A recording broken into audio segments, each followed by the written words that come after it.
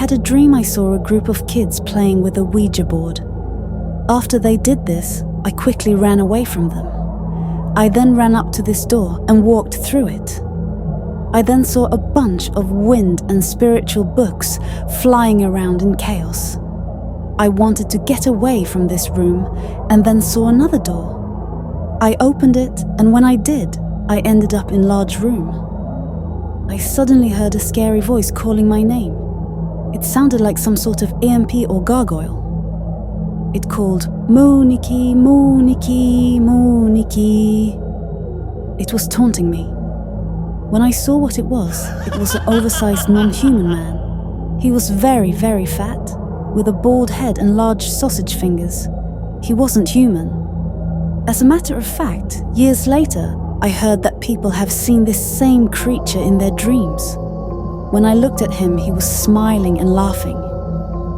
He then points, and I saw a young white man around the age of 25. He had dark hair and was a sort of thin and tall. The man was on puppet strings. He looked lifeless. This creature pointed again, and he caused the man to be flung up in the air, and he crashed his body down the ground. He then showed how he could move, the man on puppet strings. The man's eyes looked vacant, like he had no life inside of him. I wasn't sure if he did. This scared me, but then I began fearlessly praying and rebuking this creature. I called in my parents in the dream, and the three of us began praying and trying to banish the creature. However, the creature was very powerful. Then I saw another door and opened it. This time I saw a giant maze. Within the maze, there was actually no way out. In every exit point, the creature was there as if he had duplicates of himself. The illusion was that if you went through the maze, that you could get out of it.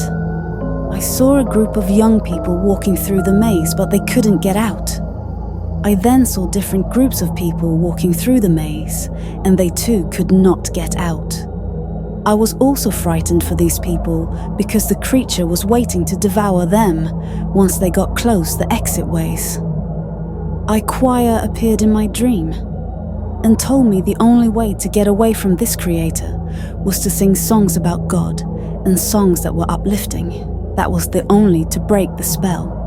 So, I began singing with the choir. There were about 6 to 7 people in the choir. I could tell they were not human, and they had supernatural abilities.